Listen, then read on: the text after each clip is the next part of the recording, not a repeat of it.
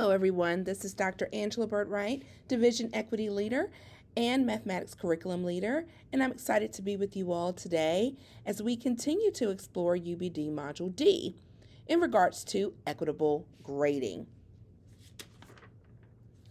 The goals of the HCS strategic plan really contextualize the key priorities of our division, while also forcing us to examine whether our current structures or systems are indicators for success through access, opportunities, supports, and outcomes. And at the very center of our equity model is the core business of our organization, teaching and learning. And equitable grading is a part of the teaching and learning process, and where we will engage in our discussion today. So our learning intention, we have learning intention 3.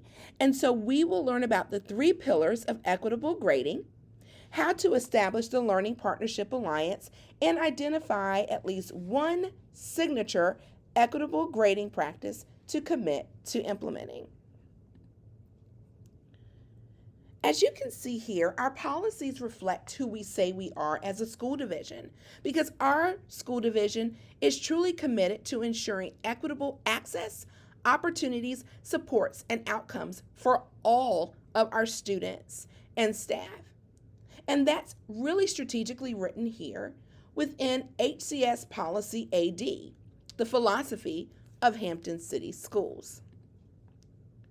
So what does that mean? We're steadfast in our dedication and commitment to the core of our work by maximizing every child's learning, creating safe and nurturing environments that are led and sustained by exceptional and culturally competent staff, while we also look to eliminate disproportionality and achievement gaps in student performance through a comprehensive support system of care and a guaranteed and viable curriculum, as well as establishing high-quality instructional learning opportunities and resources that are inclusive of culturally responsive practices that reflect, that validate, and affirm the diverse community in which we serve.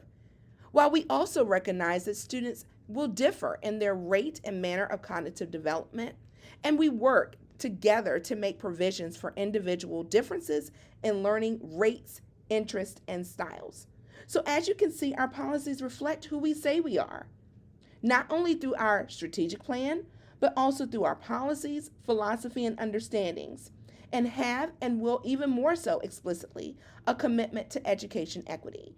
And in particular, you'll see the 2 stars that are highlighted here in purple, where we really reference and recognize that students differ in their rate and manner of cognitive development, but we're working to eliminate that disproportionality and achievement gaps in student performance.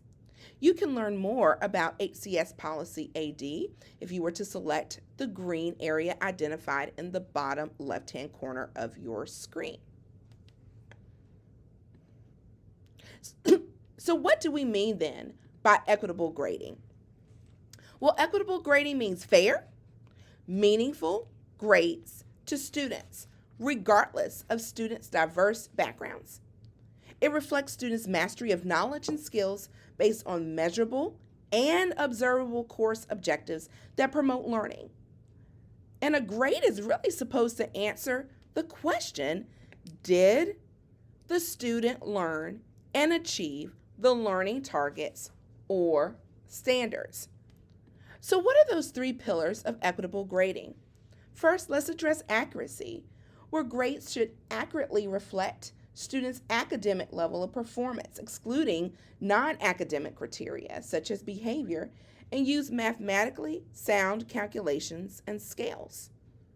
Bias resistant, grading practices that counteract institutional biases that have historically rewarded students with privilege and punished those without, and must also protect student grades from our own implicit bias. And then intrinsic motivation. Our grading must stop using points to reward or to punish, but instead should teach students the connection between the means of learning and its ends. How doing homework is valuable not because of how many points the teacher can give out, but because those actions actually improve a student's learning. We will dig farther into equitable grading practices as we move into Module E And then as we have some additional thoughts as we move into the 22-23 school year, of which you'll have the opportunity to provide anonymous feedback. So what does it then mean to build an alliance of equitable grading with our students? Well, there are 3 critical parts to the Learning Partnership Alliance to advance equitable grading: the pact, the teacher as an ally, and yes, student drivers. And each of these parts is critical to advancing equitable grading and captures the thinking behind the 3 pillars of equitable grading, which we just reviewed: accuracy, bias resistance, and intrinsic motivation. And each of these is secured in creating a trusting relationship between the teacher and students, and actually helps to bolster students' confidence in content while finding grounds in establishing students as the drivers of their own learning. So now you can follow me to the Learning Partnership Alliance. Once here, you'll see that there are 3 critical parts to the Learning Partnership Alliance that work to advance equitable grading.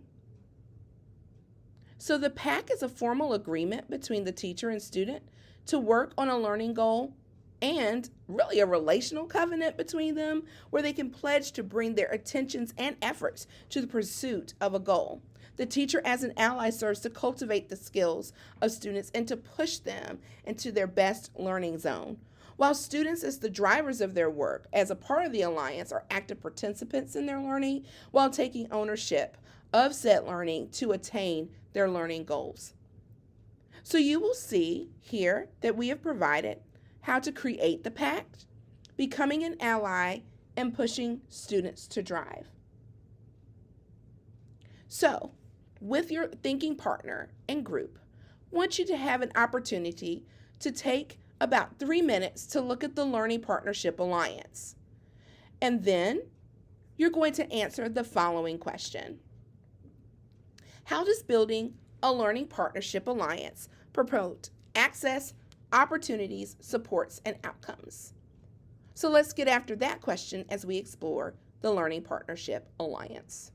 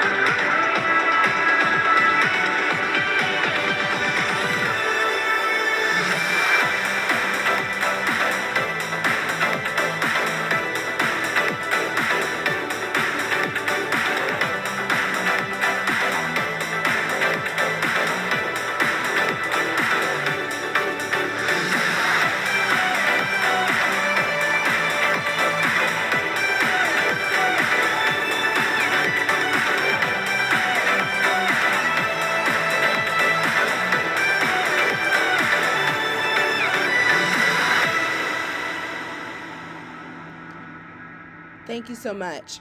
I know you've had an opportunity to engage in some robust conversation around how does building a learning partnership alliance promote access, opportunity, supports, and outcomes. We're now going to move forward to talk about equitable grading signature practices and commitments. So you'll have the opportunity to reflect and connect with our next area here when we review equitable grading signature practices. So here are your 2 reflection questions. Which of your grading practices are you most open to reconsidering? And which equitable grading signature practice can you commit to implementing? So you will see that there are 5 equitable grading signature practices listed and a commitment beside each of them. What I'd like you to do for the next 2 minutes is to read each one and then to think about one that you're most open to reconsidering and which equitable grading signature practice can you commit to implementing. Let's take 2 minutes to do this.